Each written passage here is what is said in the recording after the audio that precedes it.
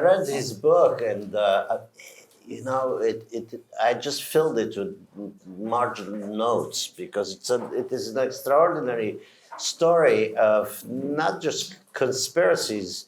I mean, mostly of conspiracies that are from the beginning of the United States, but also a book about the changing stories and how they bring about changes in history.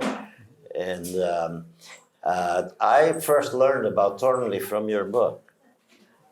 So I was present at the creation. I didn't mean to be, but I swear. So what made you want to do something about Thornley? There's a lot of odd characters in this book, but Thornley is what grabbed you about him? Well, I was wondering when you found him and how. Well, I think I first saw him. He has a brief cameo in the Illuminatus trilogy, which you mentioned in your play. I read that as a teenager, and he popped up in some other. He was in the Book of the Subgenius, and he was. And then I read Robert Anton Wilson's memoir, Cosmic Trigger, which talked about a bit of his history with Oswald and eventually going mad and becoming convinced that Wilson was his CIA babysitter and things like that. And there's some Margot Adler wrote that good book, Drawing Down the Moon, about sort of efforts to revive old pagan spirituality, the Wiccans and Druids and so on. And she included a chapter about Discordians and people having sort of fun with the idea of bringing back Eris or something like that. But he was still around and writing at that point. I mean, this is like 88, 89. He had a column in the Fact Sheet 5 magazine, which was about half insane and half lucid, depending on how he was doing in a given month. I remember seeing a poem of his in a magazine. It was in semiotext. I never met him, but I knew people who knew him. If I had been down in Atlanta, I probably would have sought him out. He went crazy, but Discordianism was a funny idea and kind of. By that time, there was, some of us were starting Discordian cells around the country because we read these books and we liked them, and we adopted our own Discordian names. I was Bozo the Impaler, and trying to do our own sort of little local echoes of the kind of pranks they did, and on that level, it was sort of an inspiration. Well, there was a lot going on then, in the late 60s, 70s, and that this book had a slow around gathering fans as it went along, and it changed the tone of a certain part of the counterculture. In the same time that the anti-war stuff was going on, and there were serious politicos around it, but paranoia seemed to be constant, and there was a sudden, change of tone. Yeah, there's a great book that came out a couple of years ago called Operation Chaos by Matthew Sweet, not the singer, the guy from the BBC, whose other claim to fame is he's the one who had that unfortunate interview with Naomi Wolf a few years ago. But he wrote about this group of deserters who went to Sweden. I mean, deserters from Vietnam. And of course they're under surveillance and all, and they're in this neutral country and they're against the war, but a lot of them also are deserters just because they were kind of, some of them were political and some of them were fuck-ups, and they realized this was kind of a way to get out of there. And they fell under the spell of Lyndon LaRouche, and it became this sort of cultish environment where you've got all this intense paranoia that's not grounded in reality, embedded in something where everybody is actually under surveillance, and at least one of the people in their sort of cell is himself an undercover agent, probably, and that's the kind of that 60s, 70s moment. There's a story Wilson tells. Can I tell this story? Because he says this kind of summed up for him sort of his philosophy of paranoia. In the late 60s, he was working for Playboy magazine, and a staffer called him in and said, "Listen, we got to tell you, the Chicago Red Squad has you under surveillance." And he says, "Really?" He says, "I was in surveillance. They tapped your phone. They've got a mail cover on you. They're keeping very close watch on you." He says, "Why?" He says, "Well, they believe that you were running guns to the Black Panthers." And Bob says, well, I'm not. And he found himself thinking through two things. One was, why did the Chicago Red Squad think he was running guns to the Black Panthers? And he's thinking through, says, well, I am active in the anti-war movement. I'm interacting with Black Panthers. I'm going on the stage with Black Panthers and giving speeches. Maybe some infiltrators said, Playboy editor sitting up on a stage with a Black Panther is not a very interesting story, but, giving guns to the Black Panther, that really stood up. But then the other thing that's going through his mind starts to come to the fore, and this is the really interesting one, is how does Playboy know about this? And so he asked the staffer, how did this come to, how do you know this? He says, oh, well, we have someone down at the Red Squad who lets us know if they ever open up an investigation. And he said, well, I was used to having the government surveillance, but once I realized that Playboy had a surveillance operation looking at the Chicago Red Squad, that's when I realized just how thick the paranoia, I had only scratched the surface of how paranoid I ought to be. And then, of course, tried to keep a sense of humor through it. I mean. Now, this sort of the paranoid, ironic style, something else that was it baffled obviously anybody who was watching, and when did that become currency? Yeah, I mean, the ironic style, Discordianism was kind of the big source of that. There were a couple other things, were like the Realist magazine and a few other hoaxers, but it was really starting to take off in the 60s. And the kind of idea of the ironic style is how can we use, these are people who want to look at conspiracy theories not to prove them or debunk them, but to just play with them and sort of explore this mutant mythos that's sort of floating in the country and see how you can build on it and sort of make sense of things with it. And of course, the Discordians, I mean, you talk, in your play, you talk about them trying to have that original debate about order versus chaos, and are you imposing, or is the order there, or are you imposing it as you just like making sense of the universe? And of course, these people are going to get interested in conspiracy theories because while there are real conspiracies, like the Playboy plot to infiltrate the Red Squad, there are also lots of ones that are not true, like the Kerry Thornley. At the end of his life, Kerry Thornley thought he was a product of a Nazi breeding experiment. I mean, there's some very strange ideas. And if you're interested in this idea of imposing order on all these signals that are coming into you, obviously conspiracy theories, especially that second kind of conspiracy theory, is going to be very interesting to you. And they also kind of want to introduce what they call the cosmic giggle factor. Operation Mindfuck, they started sending letters. They started planting, a lot of these guys were writers, they started planting articles in the underground newspapers and other places. Robert Shea got an article in, I think it was Teen Set magazine, which is the one where they claimed the Illuminati was behind, among other things, the career of Bob Hope. And they were talking about the Illuminati, they sent a letter to, I think it was Art Kunkin, one of the reporters who was sort of defending Jim Garrison, and they said, listen, you're onto something here. The jury rejected Jim Garrison's case, but every one of those jurors was in the Illuminati. And you can tell because the telltale sign, none of them have a left nipple. So they're doing these pranks, and then suddenly Kerry Thornley falls into it and starts believing these things that, let me ask, do you think the brother-in-law conversation happened? Well, Kerry talks about it. I mean, I only got... Yes or no, Codrescu? Yeah, I think it did.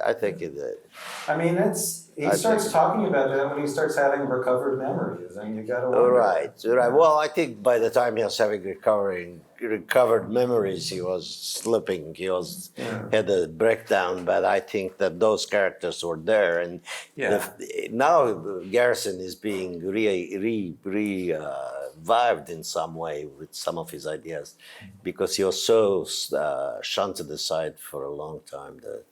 They thought everything he said and everybody he indicted was in fact innocent, and he was crazy, but he wasn't totally crazy. Well, not every paranoid is. The stupid Kissinger line. Even paranoids have real enemies, and I mean that's the thing about Thornley, is I don't believe for a moment he was part of this vast plot that he imagined, but it doesn't mean he never fell under surveillance in the madness of the late '60s. And you have these incidents like there was a party who were invaded by masked invaders, and they took everybody's money and Kerry Thornley's ID, just Kerry Thornley's ID, and things like that happen, and you've been dropping a lot of acid, and you look like Lee Harvey Oswald, and you start getting ideas about the world. This is where they confounded the ideas of left and right. So politically, this was not left or right. Nobody could really tell what it was, and then but there was always the satirical aspect. And so at the point when this kind of action and storytelling lost its sense of humor, then it sort of went more to the right and became QAnon, don't you think? I feel like it was, the thing about Operation Mindfuck is part of what they were parodying is things like, what COINTELPRO was doing at the same time. COINTELPRO was an FBI operation. Many of you probably heard of it. They were infiltrating dissident groups, Black Panthers, SES, and so on, but not just to spy, but to make them feel that they were being infiltrated and afraid of each other. I found one great story in there, because they're all up on FBI.gov now. They've been, it's been exposed, and now you can just read the files. They were talking about this plan to put an obviously fake surveillance device to be found by someone they wanted to discredit, so that he would then say, this is clearly, I'm under surveillance, and people look at it and say, this is nonsense, you can't spy on you with this, we don't want to listen to you anymore. And in that way they would discredit them, and they proposed this idea, and the headquarters came down and said, listen, I don't know if this guy is actually worth targeting, he's kind of minor, I think we should keep an eye on him for a little longer before we decide if we want to convince him he's under surveillance. That's a Cohen right there. That's dead. But there was a COINTELPRO thing. They had the idea they were going to send a picture of a beetle to people, not like Ringo, but like a bug, and say, beware the Siberian beetle, and just send it to various New Left and countercultural leaders, and the idea was this would just freak them out, and they wouldn't know what to do. And it's like, this is Operation Mindfuck without the sense of humor. It was already there in the 60s, Yeah. So maybe it just sort of returned to its natural original state. Well, it was certainly overestimated, the FBI and surveillance back then, because they were not very good at it. And I thought that if they bugged my phone, and they did once, because my name was in somebody's address book, and I knew the phone was bugged, so I started talking a lot and hoping that I get free transcription service, and then I would get my file back under the Freedom of Information Act, and there would be whole books that I had. There was a great story. Who was the guy? This person, when the Freedom of Information Act was passed, he FOIA'd. He wanted to get his file, and it was like threadbare. He's like, this is crazy. I did much more than this. What's going on? And this is like the incompetence. He started pulling on the thread, and he found out they had a big fat file on his dad. And then he remembered his square conservative dad who never approved of his activism. And he remembered, oh right, I was always borrowing Dad's car. Yeah, well, when I applied for, I applied for, when I applied for citizenship, it took him 10 years to give it to me, and finally the immigration agent I got to said, well, the FBI had a problem, one of them retired, And then the next one died, and there was a very large file he had on his desk. It was about this big. And I said, why don't you just open it and see what's in there? He said, well, he opened it, and he opened it to an article in the Fifth Estate by somebody about making bombs. And I said, well, I didn't write that. And then he said, well, he said they did things like that in the 60s. He was very embarrassed. And then I tried the Freedom of Information Act, and I got back about this much. Mm-hmm. But it was enough. It was very much redacted, but there was enough in it to know who the snitch was in the anti-Vietnam War Committee. So that was interesting, you know. Do you want to say who it was here tonight? He's dead. No, I can't. It's a story, you know. I don't want to tell the whole story.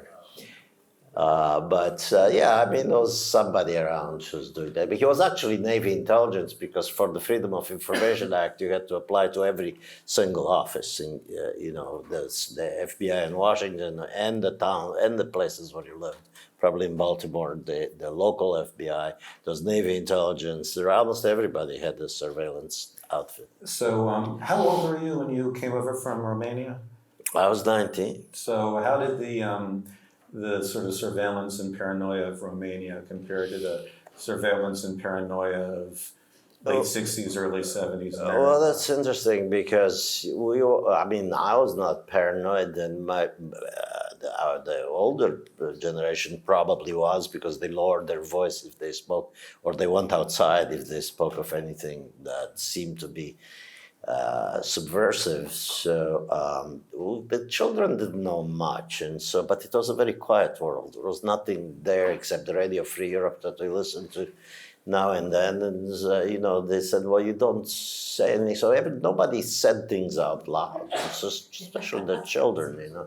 So if you did say anything, then you said something idiotic or, you know, undecipherable, you know. So if you thought there was surveillance, but you know, it was said after the fall of after the Berlin Wall that 1 in 4 people was an informer for the secret police in Romania, which is really not the case. I mean, it couldn't have been the case, you know. It was mainly the idea that kept people quiet. Or maybe that was everybody who had at some point said something. It was a silent world, you know, but some people who were actually said things, they were opponents of the regime, and then they ended up in prison or killed in the beginning. In the Stalinist era, later they didn't kill people for, you know, the sort of metaphorical subversion, you know. So. How long, in the play, you talked about hearing the Soviets say that Lyndon Johnson. Yeah. How long was that the official line? That was very strange. It was not an official line. That came from Radio Free Europe, actually. That particular first report when Kennedy was killed, the Radio Free Europe had a commentator that said, you know, reported the news and said that he was killed by Lyndon Johnson. So what was the official line from the Soviets then? Well, that must have been somehow, because they had infiltrated Radio Free Europe too. That was full of spies. And maybe this commentator just sort of let it out of or he misunderstood what he was being told, but they did believe within that organization that actually Lyndon Johnson had a lot to do with it. And there is, you know, I mean, Howard Hunt in his last confession tape speaking to his son, did in fact say that Lyndon Johnson ordered the assassination of JFK, but you know, it's a deathbed confession, so it's not. Yeah, there were the people arguing about whether that was his idea, and I don't want to get drawn into that. No, that's down the rabbit hole, you know. But yeah. No, I was very interested in how you began at the beginning of the founding of the United States with the Puritans and their paranoid ideas of where they were. Yeah. Well, at the extreme of it, there was the idea that the Indians had originally been pagans in Europe and had come over, been brought over by Satan after, Christianity started spreading across Europe. He said, well, we'll set up a kingdom here, and that Satan was directing their attacks against the settlers. That was not universally felt by the pure. I mean, you also had people like who were idea that we were going to, educate the Indians, bring them over to Harvard, and so on. But it's a and you look at. Not all of them were on that sort of vast cosmic scale, but things like I talk about King Philip's War, which sort of begins with a mysterious assassination, or is it? A mysterious death that was believed to have been an assassination. And historians debate it because it's not like we have autopsy photos that we can look at. But it led to what was, proportionally speaking, the bloodiest war in the history of either the United States or the British colonies. As they say, ideas have consequences. Right, and in this current political atmosphere, you have the QAnon actually. I saw 1 hour of Anderson Cooper on television the other day talking about this group of people waiting for JFK in the Dealey Plaza in That is a QAnon Dallas. Splinter group. So- Have you Q himself, or herself, or themself, or itself, or we self have denounced that as a heresy and not an proper interpretation of the canon. But there is the heretical splinter group that believes JFK Jr. is going to. Right, and he's related to Trump in some fashion. Yeah, well, I was hoping he could be RFK Jr.'s running mate, because they said he was going to be Trump's running mate, but I think two Kennedy Jr.'s together would be unstoppable. Well, the cult leader who started this on Chan 4, I guess, died a year ago, but the believers go on thinking he didn't really die, just like Kennedy didn't. And perhaps Kerry Thornley, Yeah. Who never knows who might still be alive. Well, Kerry Thornley is alive for sure. Yeah. You went to Oswald's grave. Is it actually next to a guy named Beef? Or Yes. Yeah. Yes, and that was a true story. An artist, an artist, bought the plot next to him, and his name was Nick Beef, and so it was the only way you could find Oswald's grave. If you said, "Where is the beef?" That's pure art when you can't live to see. He sort of bequeathed something to us. So we all have to go there now to visit. Yeah. Well, let's see. Do you have any questions? Is anybody? Yeah. Is there hard evidence that might have been E. Howard Hunt in New Orleans as brother-in-law? No. Besides the testimony of your dad? I think Thornley was the only one who's, was taken seriously enough to,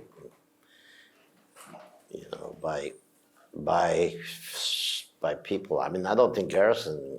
He never told Garrison about it, so I don't know. There was actually the first JFK Assassination book I ever read, or conspiracy book I ever read, was Coup d'etat in America by Michael Canfield and A.J. Weberman, and one of their big pieces of evidence were these photographs of these tramps arrested in Dallas in that day, who they believed looked a lot like Frank Sturgis and E. Howard Hunt. And I have to say, and I read this as a teenager, primed to believe the CIA killed Kennedy. This is what I wanted to take away. And I was taking away everything I could from that, because that really would have fed my high school self's worldview. But I couldn't help noticing that while this did look sort of like E. Howard Hunt, it also looked about 500,000 other people. It's like this blurry photo. And it really was kind of hard to build all this evidence of the book on it. So, but that was that they published, before that book came out, they put the photos in the Yipster Times, which was a yippie tabloid in the 70s, produced on Bleecker Street. That was the article that Kerry Thornley saw that got him starting to rethink what he thought he knew about the Kennedy assassination. So how do you know what is true? I ask each of you if you could just comment, yes, succinctly, but critically. Anyway. Do you want to handle the what is truth question first? Or?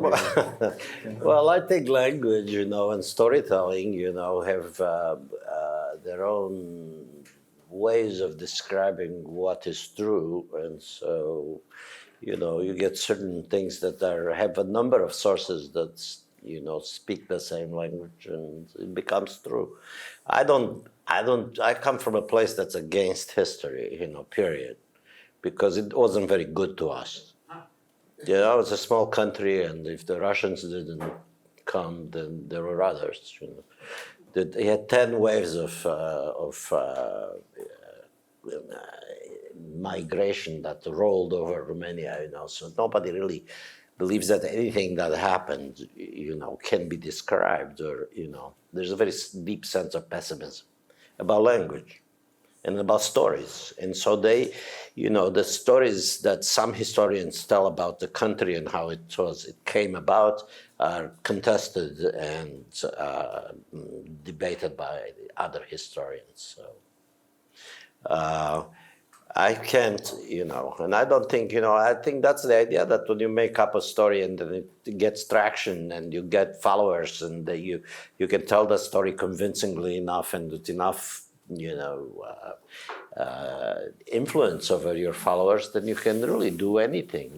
I mean, some histories are just very bad. I mean, I don't believe anything I've read. So there's Yes. you remind me. There's a quote. If William and Dorothy Thomas term, if men define situations as real, they are real in their consequences. Right. So Kerry Thornley's story is not true in the classic sense of matching what happened, but it is widely believed it can still lead to things that aren't true happening. Right. But all truths are partial and incomplete, and we all are looking at everything hazily, and we should have the basic humility to know that we know almost nothing about almost everything. So Anne, you had a question. Yes, I wanted to talk about where we are now and feeling, again, that the geopolitical world is incredibly tragic time and I've never seen anything like this in my lifetime.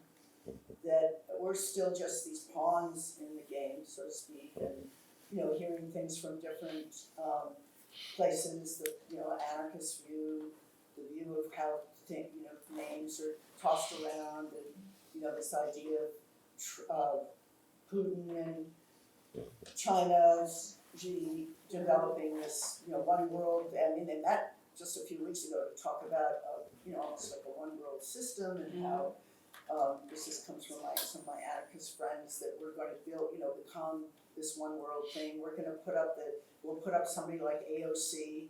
We are for the new socialism that's going to relate to the money that Gaza Strip is now planned to be an oil. I mean, that's very possible. Geopolitically, all these things going on with the Middle East, that Jared Kushner or Trump, all these people have skin in the game. And I just want to hear somebody else's ideas. I've been here just listening to a lot of. Well, I quit being a prophet about before the pandemic, or even speculating on what was going on, because speculation based on actual things. Well, the world's changed. I mean, in a way, we do have a new world order that is shaping up. It's taking place, but what it is, I can't really venture to imagine, because the stakes seem a lot higher, worse and worse. Okay, sorry, I just. No, it's a very good question. I just helping in my ignorance. You can take Thank you. I'm on your team. Yeah. Could you talk a little bit about what goes into periods where the conspiracy theory is ironic and other times where people really seem to believe it? Like, what is there is that dictated by external events or how, that people feel good about their lives and control over their lives and then become ironic or et cetera? I think it has a lot to do with the individual, even more than the time. I mean, maybe the time influences what people will do, but in the chapter on the ironic style, I talk about two different people who were in the ironic style and then started believing the stories that they thought they had been creating. One is Kerry Thornley. The other is Paul Krasner, who edited a great magazine, The Realist, from 59 to 74, and then brought it back at the tail end of the century.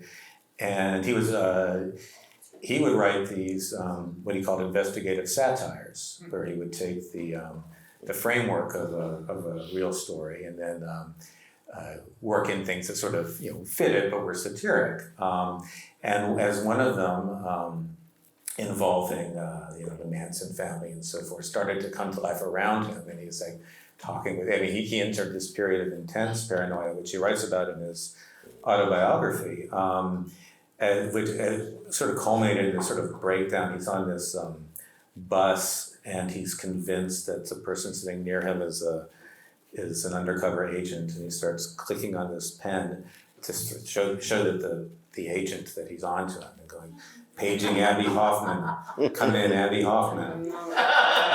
And then he told Abby Hoffman that later, and Hoffman said, I got your call, but it was collect, so I didn't pick up.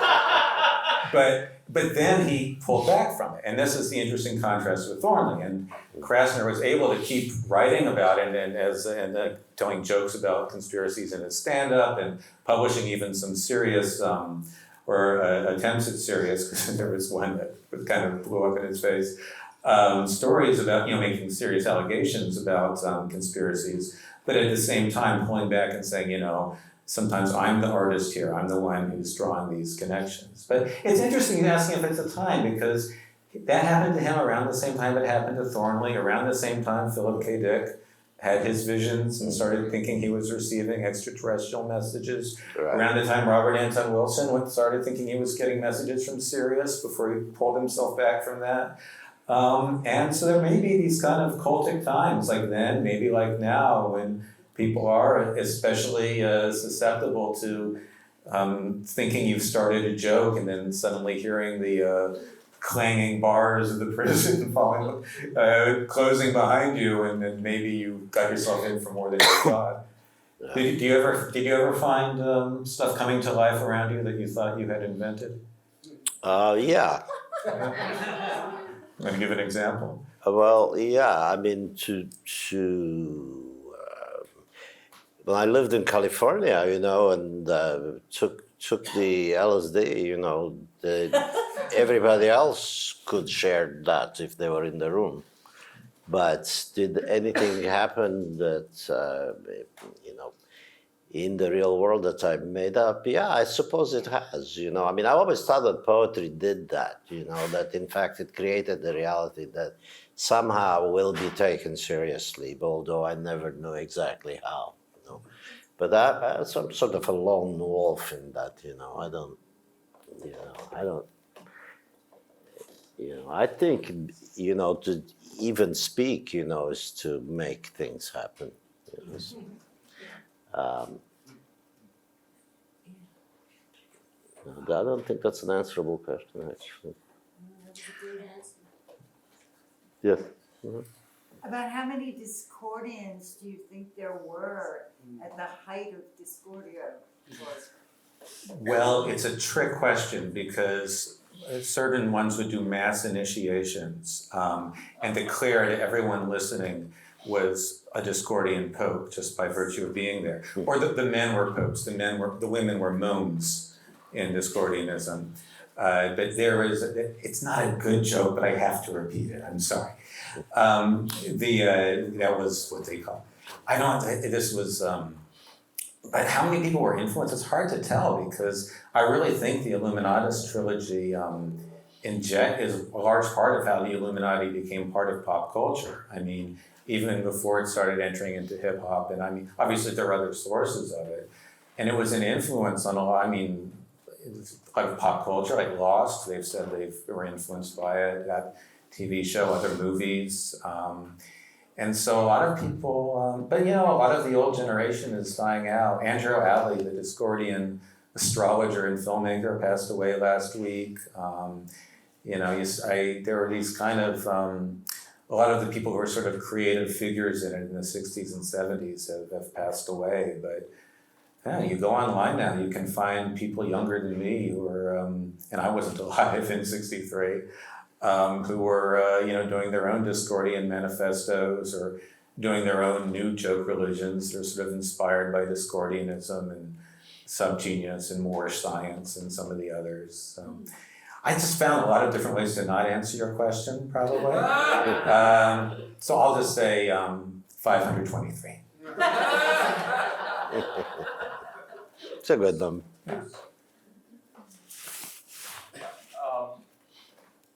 An anecdote on this topic, I thought of it when you were talking about the scene in the French Quarter, where they're sitting around coming up with theories.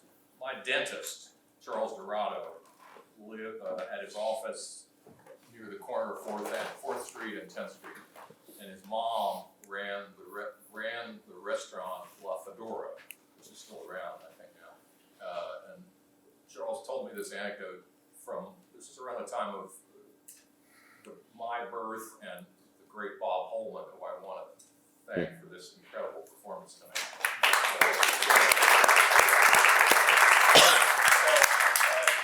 My dentist told me that place was a hangout in the late 40s for science fiction pulp writers, guys that would try to get their short stories in, astounding science fiction and stuff like that. And then one day, this guy came in with this unbelievably convoluted story, and he was telling it to his buddies at the table, and one of the guys at the table responded and said, "You shouldn't try to get that story published. The real money, go for the real money, start a religion."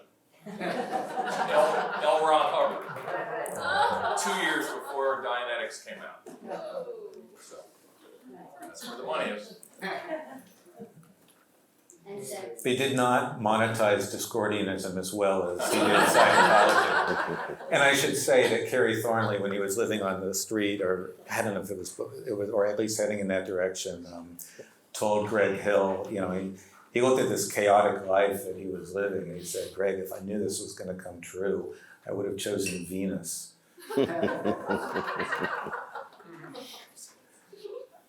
Yeah.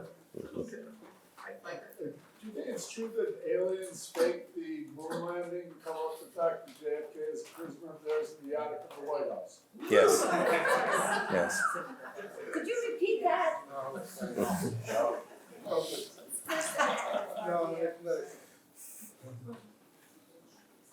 Well, there are 5 kinds of aliens, right? I read that in Wall Street Journal. The gray ones with the eyes on the side. And the other ones are classified, so. Well, I always thought that somebody tells a new president the score, and then they go away.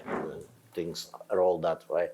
But if things are that logical, they wouldn't really be where we are, because absolutely nothing that has been happening for the past 10 years I could have predicted in any form or shape, using all of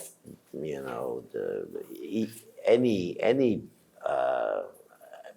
ideological point of view or even intuition, because everything that happened was unexpected. Nobody predicted a pandemic, So. They predicted a pandemic. Well, they never knew when or how it worked. Or, Yes. Yeah. So. Ron. What do we just say with virus? Oh, I thought you had a question. So one last question? Yeah. We got 2 over here been waiting for you. Oh, I can see that. Yeah. I want to know, I think you're hiding something because you're talking about the alleged, Oswald was using a Mannlicher rifle, it was a Mannlicher Carcano. And are you hiding Carcano? Who is Carcano? No, yes. What was the full name of it? And Like the guy on the grassy knoll or something. No, that was the full name of the gun. Who killed JFK? The real question, November 2nd, 22nd, 1963, also marked the death of C.S. Lewis and Aldous Huxley. I want to know who was killing all three of them. Yes. Well, that's a good place to stop. Thank you. Thanks, bud. Thank you. One more, okay. Of all the extreme and strange characters and various assassination narratives, what was it about Thornley that made you so interested to focus on him? Well, he was a poet, you know, and he wrote a book, a novel that 1 year before the assassination, that whose main character was Lee Harvey Oswald, and that seemed very interesting to me and mysterious. Yeah, I mean, I thought of it as you know, just as other people thought of it, as Garrison thought of it, as a rather odd thing to be in the Marines with Thornley, write a novel about him, and then enter history through this coincidence, if that's what it was. And I liked his poetry. I liked his poems. I heard him read. Kerry's poem. Kerry, yeah. Mm-hmm. Did Oswald write any poetry? Is this like Hitler's painting, you know? There's a whole other... I don't think he did, but he was a reader. He read all More of of it. a stand-up. Yeah. Yeah. Or a crouch, you know? Yeah. Okay, well, if we're done with those. Thank you. Thanks, Jessica.